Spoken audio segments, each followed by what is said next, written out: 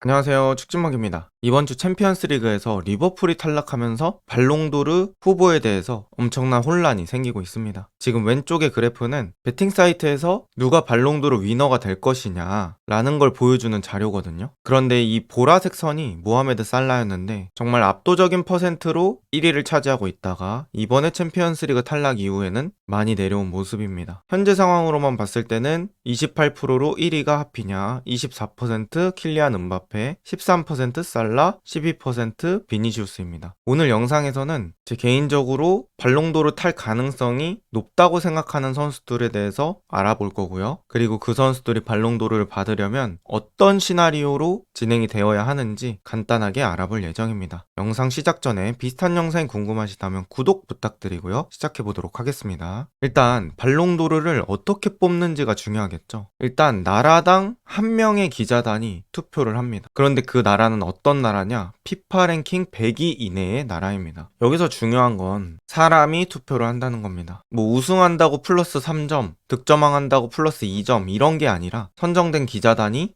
얘는 발롱도르 받기에 충분해 라는 생각으로 투표를 하게 된다는 거죠. 그럼 중요한 건 임팩트고요. 그 임팩트는 시즌 말에 갈수록 더 커집니다. 아무래도 각 대회의 결승전이 펼쳐지고요. 마지막에 잘할수록 기억에 잘 남겠죠. 게다가 이번 시즌에는 월드컵, 유로, 코파 아메리카, 아프리카 네이션스컵, 아시안컵 이런 것들이 없기 때문에 더더욱 챔피언스 리그의 중요성이 커지는 해입니다. 이런 원리로 투표가 되기 때문에 살라의 발롱도르 확률이 확 떨어졌다고 볼 수 있겠죠. 그렇다면 제가 생각하는 첫 번째 후보 하피냐에 대해 알아보도록 하겠습니다. 하피냐는 챔피언스 리그 10경기에서 11골 5어시를 기록하고 있고 이건 득점왕의 기록이고요. 리그는 26경기 13골 7어시, 시즌으로 봤을 때는 41경기 27골 17어시를 달성하고 있습니다. 아주 스탯으로 폭격을 하고 있습니다. 하피냐는 지금 챔피언스 리그를 거의 하드 캐리하고 있다고 봐도 될 정도고요. 하피냐의 골의 순도 그리고 위기 상황이나 비기고 있을 때 득점을 하면서 팀에게 실질적인 성과를 가져다주고 있는 선수입니다. 하피냐 이외에 팀 내 또 가능성이 있는 선수로는 레반도프스키, 야말, 페드리 정도를 볼 수 있는데 사실 이번 시즌은 팀 내에서 독보적인 존재는 아닙니다. 라리가에서 득점 1위를 달리고 있긴 하지만 PK가 좀 섞여 있기도 하고 경기 영향력은 야말, 페드리, 하피냐에 비해서는 모자라다는 평가가 많죠. 야말은 뒤쪽에서 다시 언급을 드릴 거고요. 페드리는 축구를 잘하긴 하지만 공격수가 아니라 스탯으로 봤을 때는 임팩트가 밀리는 게 사실입니다. 하피냐가 다른 후보들에 비해서 가지는 장점은 공격 시에 집중 마킹을 안 당하는 게 장점입니다. 레반도프스키, 야말, 페드리, 다니 올모, 바르셀로나에는 견제해야 될 선수가 여러 명이기 때문에 수비가 좀 분산되는 효과가 있고요. 거기서 하피냐는 조금 더 스탯을 잘 쌓을 수 있는 환경이 조성됩니다. 그리고 또한 바르셀로나는 현재 모든 대회 진출 중이어서요. 트래블 가능성이 열려 있습니다. 스페인의 FA컵으로 불리는 코파델레이도 4강에 진출해 있고요. 챔피언스 리그 살아있고 리그도 현재 1위입니다. 만약에 바르셀로나가 트래블을 달성한다면 거기서 하피냐가 아예 아무것도 못하는 게 아니라면 가능성이 제일 높을 수밖에 없다고 생각합니다. 하피냐의 시나리오를 한번 짜봤는데요. 바르셀로나가 더블을 일단 하는 거겠죠. 챔스, 그리고 리그 우승, 그리고 야말, 페드리 이런 선수들에게 밀리지 않는 활약만 한다고 했을 때는 너무 압도적인 스탯을 쌓아놨기 때문에 충분히 발롱도르의 가능성이 있다라고 보시면 될 것 같습니다. 그 다음 제가 생각하는 두 번째 후보는 음바페입니다. 음바페는 챔피언스 리그 12경기 7골 1개의 도움을 기록하고 있습니다. 리그에서는 25경기 18골 3어시, 시즌에서는 42경기 28골 4어시. 음바페가 첫 시즌에 흔들린다 어쩐다 이런 얘기가 나왔었는데 지금은 팀에 잘 적응하고 있는 상황이고요. 경기 영향력으로 봤을 때는 비니시우스보다 더 괜찮은 활약을 보여주고 있다고 생각합니다. 특히나 음바페는 최근에 폼이 더 오르고 있어서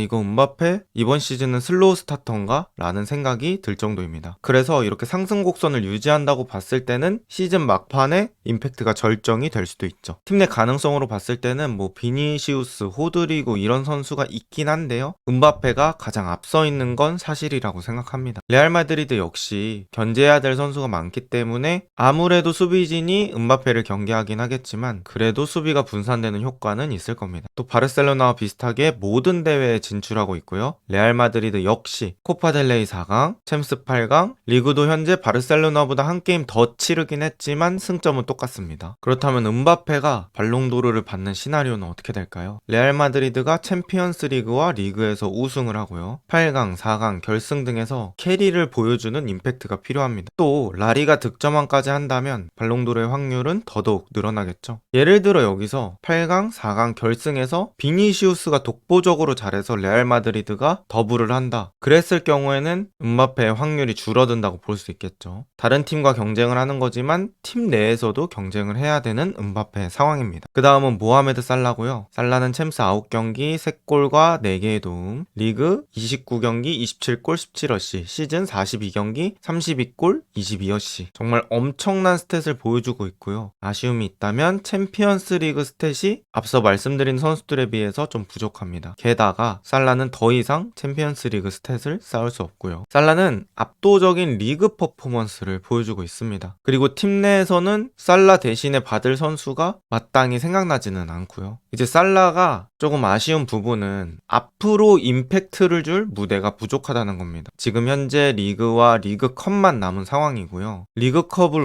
우승하더라도 사실 발롱도르에 큰 영향을 주기는 힘들다고 생각하고요. 리그는 거의 확정적이어서 추가적으로 충격적인 임팩트를 주기에는 쉽지 않은 상황입니다. 그래도 살라의 시나리오를 한번 짜봤는데요. 리버풀이 일단 리그 우승하고 리그컵 우승을 하고 그 다음에 도르트문트나 아스톤빌라가 챔피언스 리그에서 우승을 하는 겁니다. 그리고 아틀레티코 마드리드가 라리가에서 우승을 한다면 임팩트가 조금 분산이 되기 때문에 살라가 한번 도전해볼 수 있을 것 같고요. 또 레알 마드리드와 바르셀로나가 바로 펼쳐지는 8강 무대에서 즉시 탈락을 해야 가능성이 높아질 것 같습니다. 그리고 리그에서는 30-20을 달성하는 것 역시 도움이 될 수는 있겠죠. 어쨌든 살라가 0%는 아니지만 생각보다 조건이 너무 많이 붙는다 라고 보시면 될 것 같습니다. 그 다음 선수는 비니시우스고요. 비니시우스 10경기 7골 2어시, 리그는 21경기 10골 5개 도움, 시즌은 38경기 18골 9어시입니다. 음바페에 비해서는 이번 시즌은 좀 아쉬운 모습이 있어요. 그럼에도 경기력적으로 드리블 하는 거 보면은